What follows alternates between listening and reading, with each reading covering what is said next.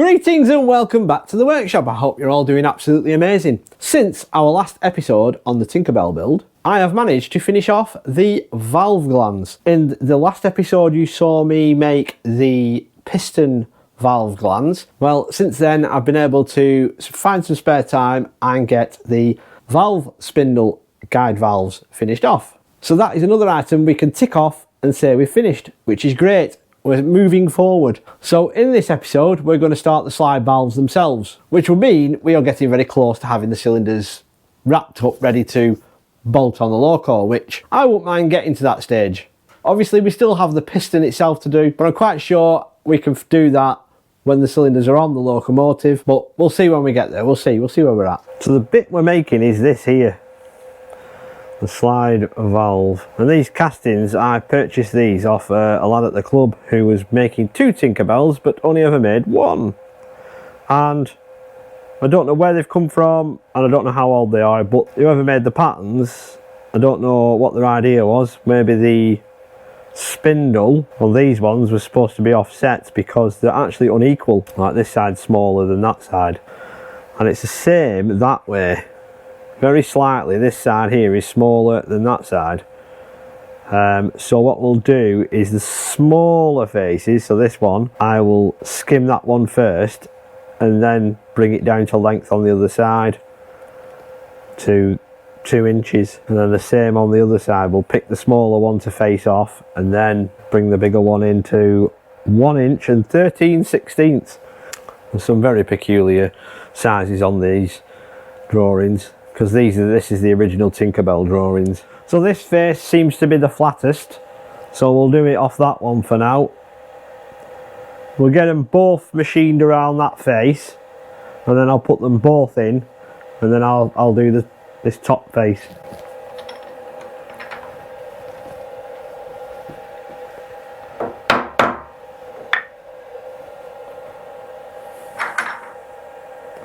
Yeah, that one's loose. That one's not going to do much. It's not going to go down anymore, that.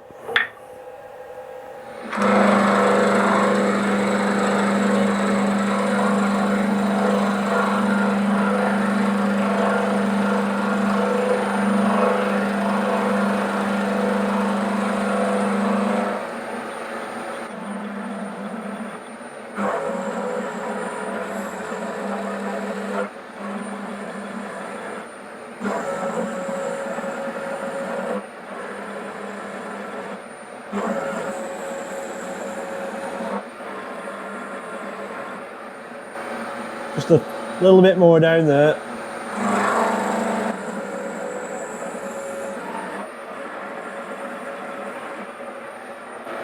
I'll zero the DRO off there.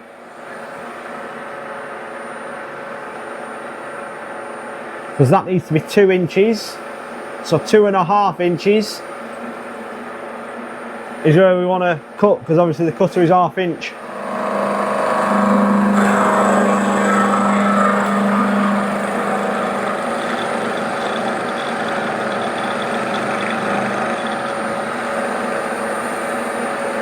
This one's a bit nerve-wracking. The numbers seem to be going down and it doesn't seem to be cutting much.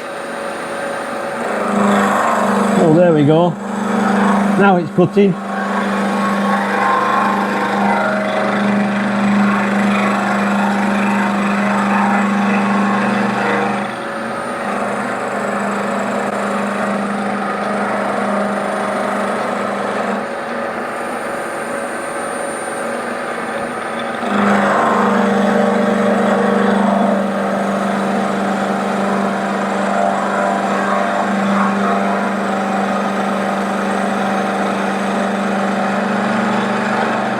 That's better.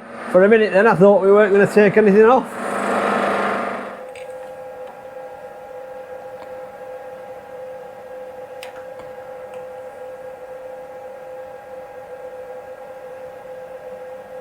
I think that'll be close enough. Right, so I'll face this one off and then I'll do this. I'll get this one done the same.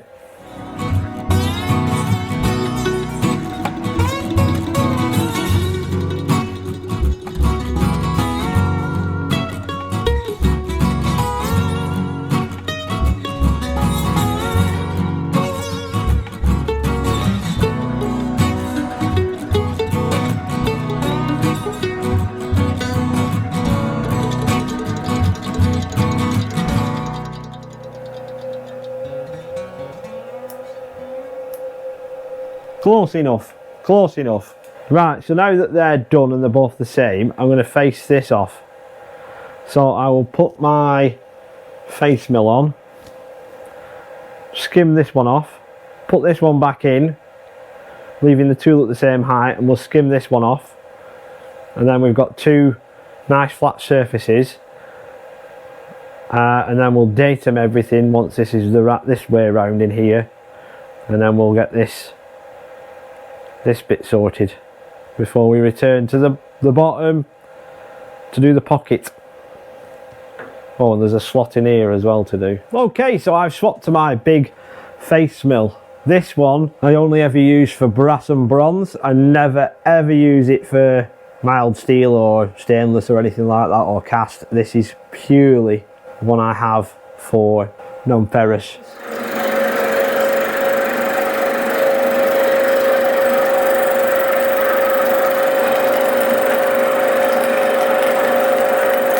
One thing I can tell you about bronze is it's got a peculiar smell when you cut it.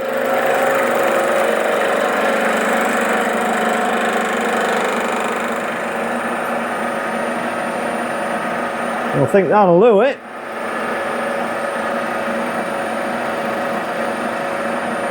Looks good to me, that.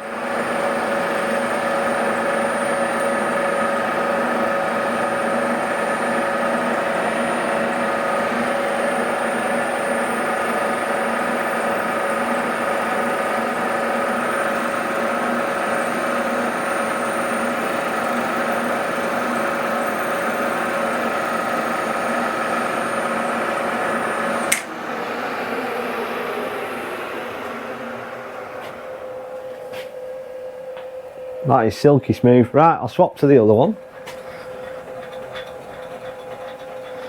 So all that's locked off, the bed's locked off. So I'll take that one out.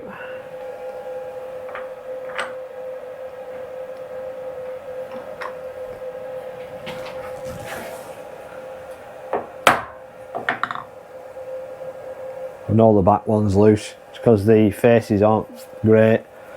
Right, let's cut that one.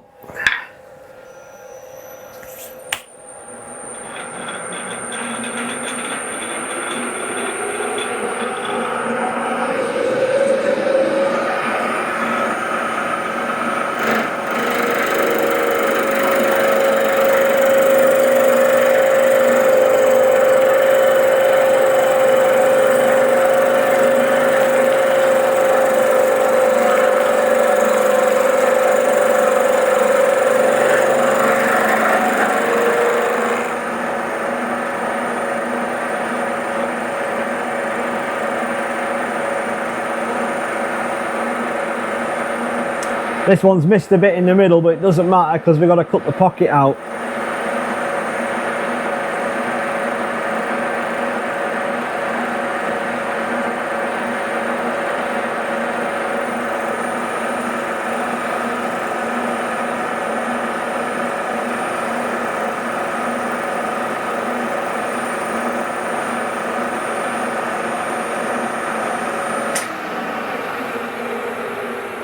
Very happy with that, very happy, very silky smooth.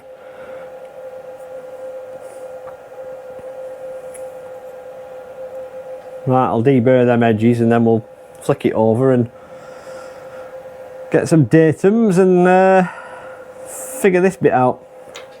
So I've got this now set back up, the right way up, on that lovely finished face that we've just machined. And I have set it up using the DRO and the edge finder on the outside edges, and I have swapped from the edge finder back to the 12mm HSS cutter, well, M-mill, and we're going to go around the outside edges here.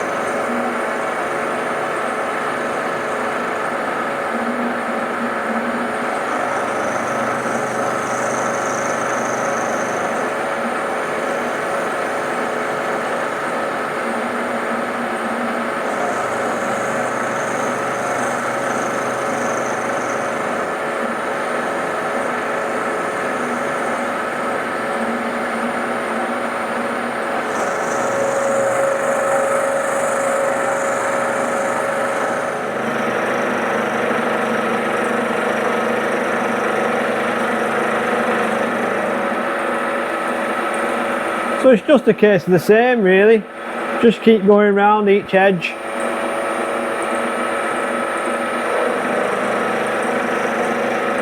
Taking a bit off at a time until we get it to an inch square.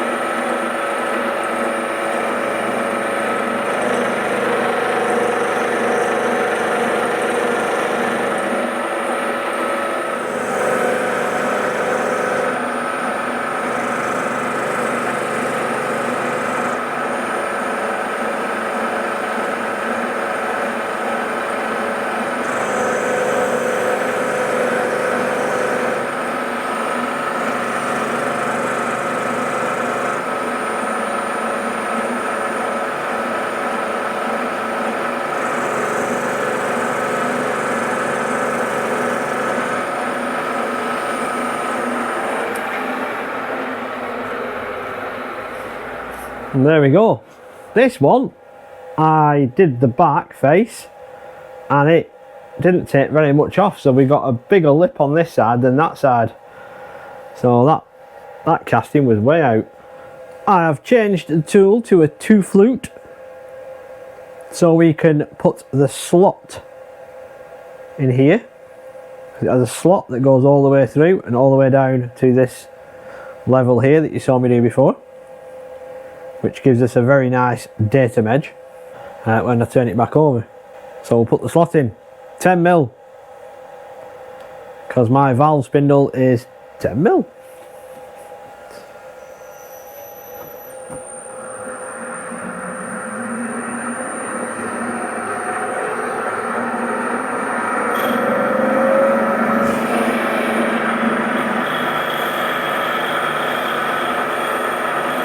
Get it roughed in.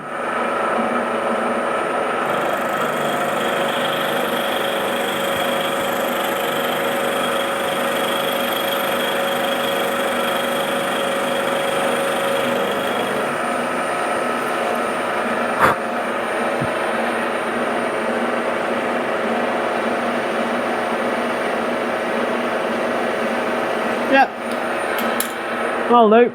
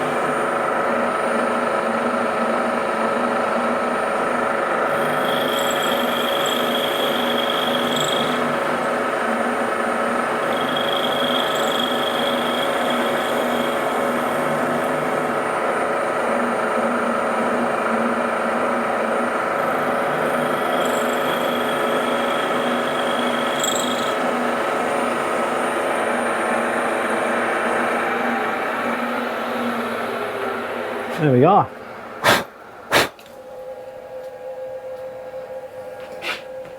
couple of little step marks on there and both sides, I don't know why, must be a imperfection. There we go. That'll be alright. Now if you are enjoying watching me turn these bronze pieces into machined bronze pieces that hopefully will work on a steam engine, and you've not already, then how's about clicking the subscribe button and the notification bell, and you'll be notified when we next release a video. And don't forget to click the like button, because that helps it share around to like-minded people, just like your good selves, who are interested in engineering and steam and machining and all sorts of crazy things that we do on the channel. And your support is much appreciated, and it's helping the community grow a bit bigger. So thank you very much. So let's get back to it. So the reason I didn't put the pocket in this when we machine that lovely face is because I like to scribe some lines on, so I know exactly whereabouts I'm cutting out. Now yes, I do use the DRO, but it is also nice to have a visual line that you know that you've got it in the right place. You could use blue on this if you wanted, but I can see the lines quite well myself. I don't know whether they'll come up on the camera, but they are definitely there. Don't know if you can see that in the camera. There and there.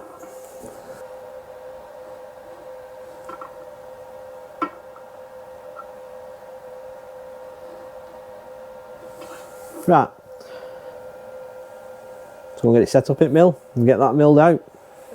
Okay, so we've got it set up in the mill, we've got the cutter in. I'm using a 5/16 cutter. Looks pretty good to me, using the DRO and the lines. So what I do is I machine down, straight down. We're going to go 1/4 of an inch into the material. So I'm going to machine down into this corner. Then I'm going to lift up, go to the other corner, machine that one, machine all the corners basically, and then machine between them. So we'll just touch it off.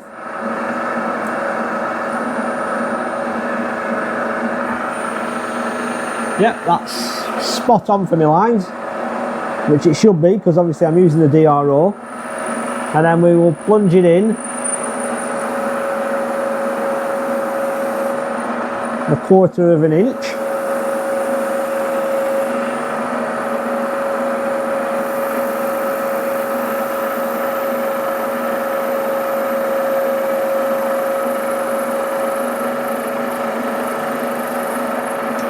There we are. And I'll move it back to the back corner, do that one.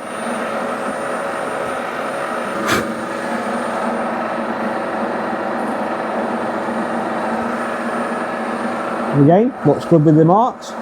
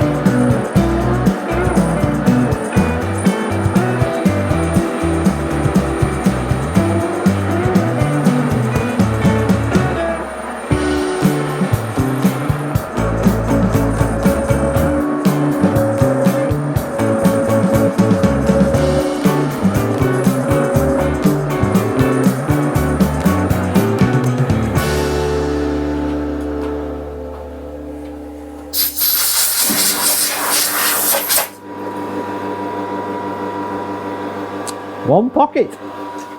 Okay, so that is those now done. And I think they turned out rather well. I don't know what grade of bronze they were, but they were definitely two different types of bronze because they're slightly different colour. Unless one is brass, I do not know. I hope not, because that may cause trouble down the line.